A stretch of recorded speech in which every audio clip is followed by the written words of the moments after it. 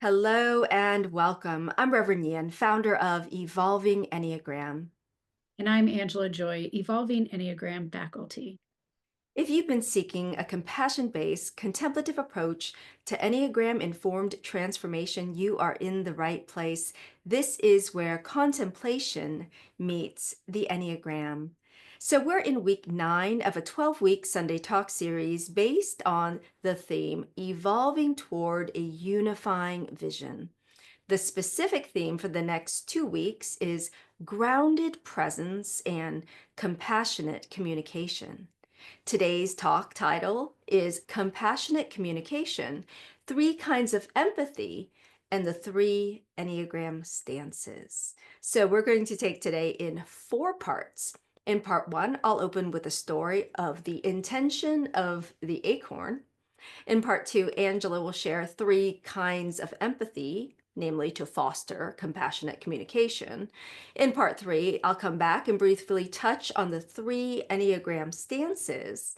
And then Angela will close with 9 invitations to 3-centered empathy based on our Enneagram types. So let's begin. So I'd like to open with the story of the intention of the acorn, and maybe you can resonate with this story. So in a small bustling community nestled amidst rolling hills lived a young couple, Maya and Alex, known for their passionate debates that often escalated into heated arguments. Maya, a fiery artist, expressed herself with bold strokes, while Alex, a meticulous accountant, approached life with precise logic. One evening, after a particularly contentious discussion about their upcoming vacation plans, Maya, feeling frustrated, blurted out, "You never listen to me. You just want to do things your way." Alex, taken aback, responded defensively, "That's not true. I'm just trying to be practical." The tension in the room was thick, and Maya, realizing the conversation was going nowhere, decided to take a step back. Alex, she began. Before we continue, let's take a moment to really understand each other's intentions.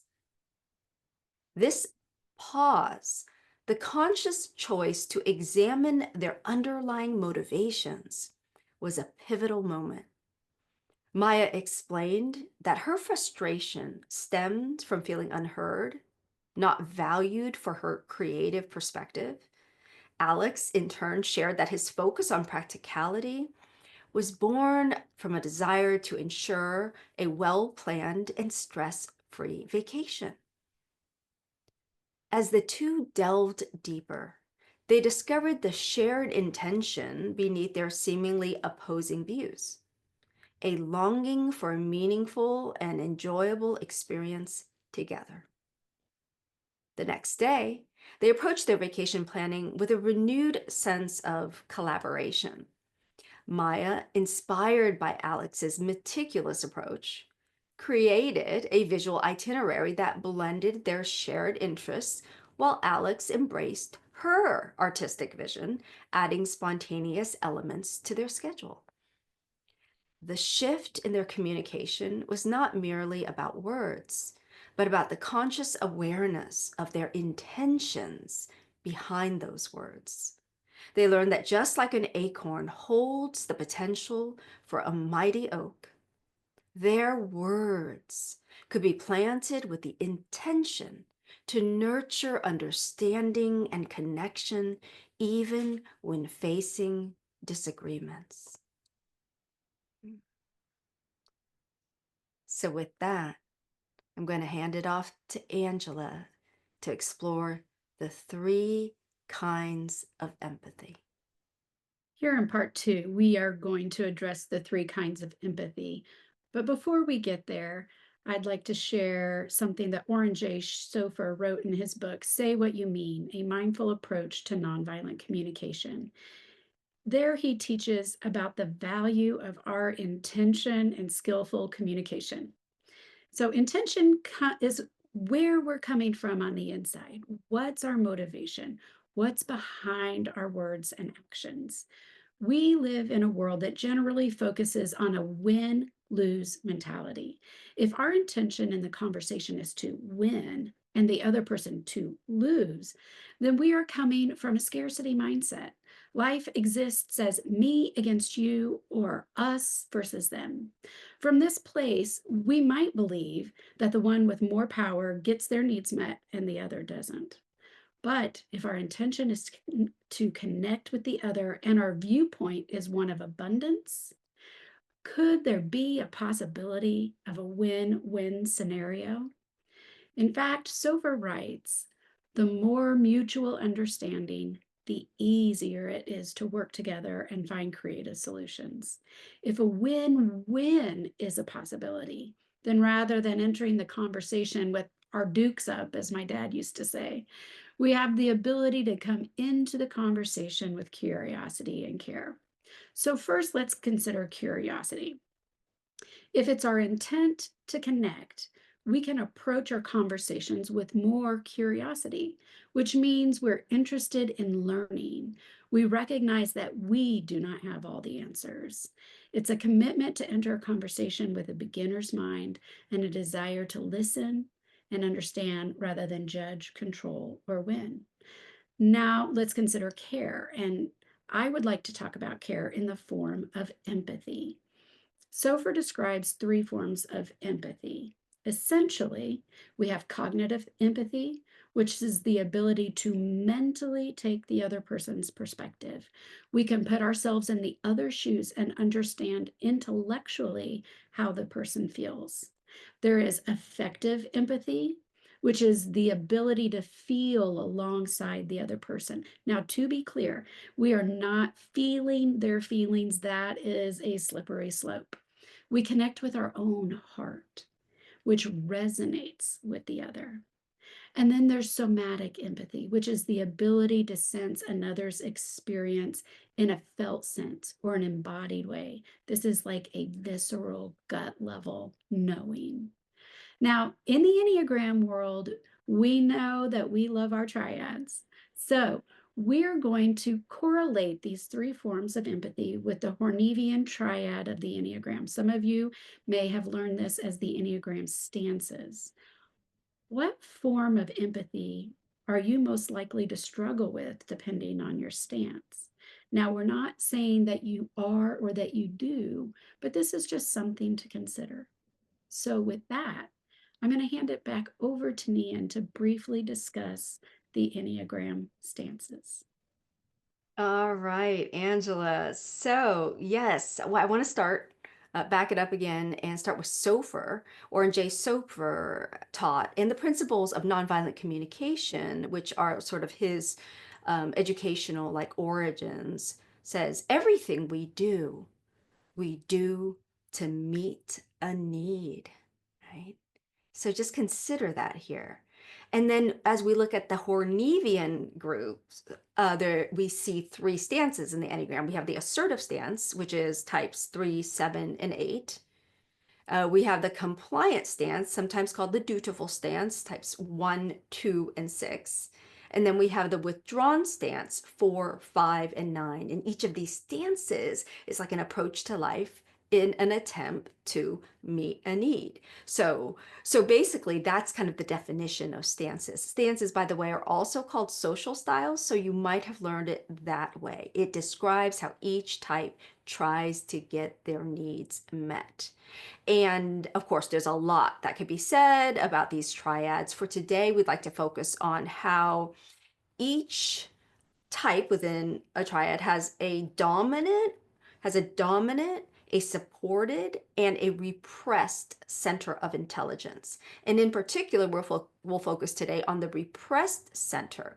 So when we talk about the repressed center of intelligence, we're talking about how that center is unproductive, or it's the least accessible to us, and so we tend to use it the least, which which fosters a cycle of it being underdeveloped, if you will. And so let's go back to the stances. Assertive stance, again, 3, 7, 8. These, including Angela and me, we're feeling repressed. So we're heart repressed in our types. And the compliant stance, again, sometimes called the dutiful stance, types 1, 2, and 6, are seen as thinking repressed. So the thinking center of intelligence is repressed in this type. And then the withdrawn stance, 4, 5, 9, are gut, sometimes called doing repressed, that gut center, that moving center. And so this is important to know as we move forward into this discussion looking at how in our attempts to get our needs met, in our ways we relate to each other, we can be feeling repressed, thinking repressed, or doing slash gut repressed as our default orientation. Now, of course, this doesn't account for you having done tremendous inner work to help you offset that. But again, we're speaking in generalizations about these types. So now Angela just shared 3 types of empathy. For the feeling repressed, assertive types 3, 7, and 8. Makes sense? The affective empathy may be a challenge. For the thinking repressed, the compliant stance, 1s, 2s, and 6s. It makes sense then, thinking repressed, cognitive empathy may be difficult. And so that piece of really understanding, like this intellectual precision, even like understanding where the other person is coming from. And then the withdrawn stance, types 4, 5, and 9, that doing or gut repressed area, somatic empathy may be the most difficult. You might recall the story of the Good Samaritan in the Christian New Testament. The Samaritan was the one who was, quote, moved by compassion. Literally, his guts churned with the suffering of the other. So we're talking like somatic empathy. And so I invite you to just take a moment to check in and notice what what might come up for you as you hear about your particular type on the Enneagram. Remembering when we are unconsciously in our stances, our intention is to get our own needs met rather than coming, as Angela invited us to do, rather than coming from curiosity and care, right? The foundation for nonviolent or compassionate communication. And the first step of practicing compassion is to connect more deeply with our own experience, right? Our own our authentic, integrous experience through grounded practice. So not reactivity. We've been talking about this responding rather than reacting, but rather through grounded presence. And with that, I'm going to invite Angela back to lead us into a brief practice to help to establish this grounded presence. And then from there, she'll share invitations for each of the 9 types grouped by our Enneagram stances. So, Angela. Thank you, Nian. I'd like to invite you into a simple grounding practice. And if you can, feel free to close your eyes. If you're in a place where you cannot do that, simply allow yourself to begin with the breath. And as you breathe, I invite you to start with your gut, breathing in and out through that space.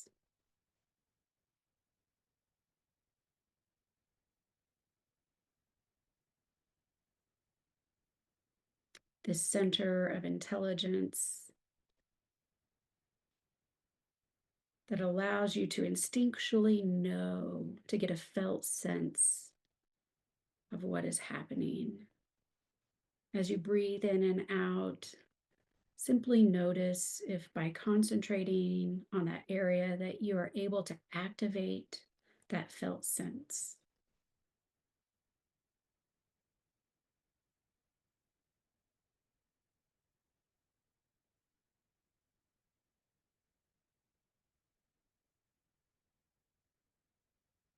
And then moving into the heart space, breathing in and out through the heart, opening up the chest,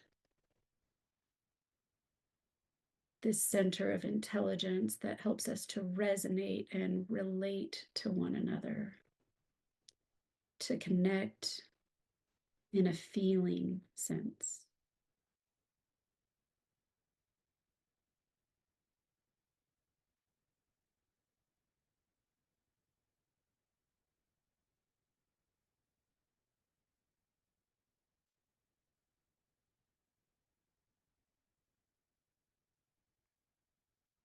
And of course, at any time, feel free to pause and take your time with any of these centers. Moving now to the head, breathing in and out through this thinking center.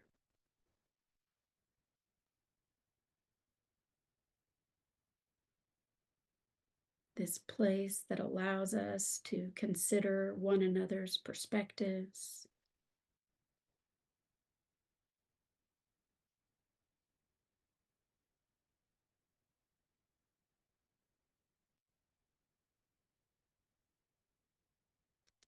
And now, from the gut, from the heart, from the head, I invite you to stay in a meditative space as I invite you to receive these invitations. For the assertive stance, the heart repressed. For threes from grounded presence, notice the desire to bypass emotions, yours or others, so that you can come up with the best or most efficient solution. Allow yourself to slow down and honor the fullness of your wholehearted presence. Sevens from grounded presence. Notice your default tendency to lighten the mood or to take the spotlight. Allow yourself to stay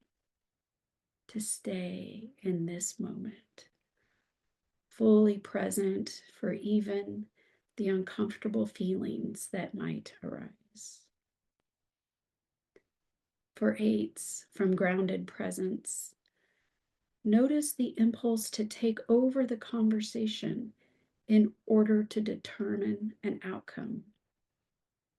Allow yourself to soften into your heart space, listening with tenderness to yourself and to the other as you connect to whatever ensues. For the compliant stance, the thinking repressed. For ones from grounded presence, notice your impulse to jump to fault finding in what others share. Allow yourself to take in the other's perspective with wonder and openness. Sit in the reality of the other person's perspective and listen to their story just as it is. Twos from grounded presence. Notice your desire to help or rescue, which can communicate to the other person that they are incapable of resolving the situation. What if you listened to their story and reflected back what you heard without giving advice or assistance and without worrying about how you could be valuable to them or make them happy? Sixes from grounded presence. Notice your tendency to press your concerns while disregarding more hopeful perspectives as unrealistic. Allow yourself to drop contrariness and relax into open-mindedness. The withdrawn stance, the gut repressed. Fours from grounded presence. Notice your desire to compare your own story to the stories being shared by others. Allow yourself to stay in the moment, physically sensing from your gut into where the other person is coming from. 5s from grounded presence. Notice your tendency to physically and emotionally distance yourself so that you can remain aloof and unaffected. Allow yourself to move toward the conversation using body language like nodding, smiling, and eye contact to communicate that you are listening. And 9s from grounded presence. Notice your impulse to allow the other person to do most of the talking, relying on your ability to seem present when in reality you are tuned out. Allow yourself to actively listen to the other person, reflecting back to them what you have heard. Hmm. And so, as we bring this time to a close, I'd like to end with words from Oren J. Sofer.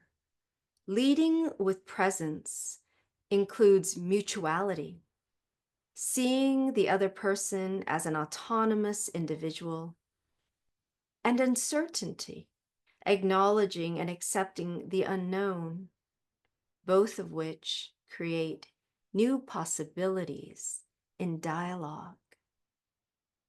Here's to new possibilities for our world. Namaste.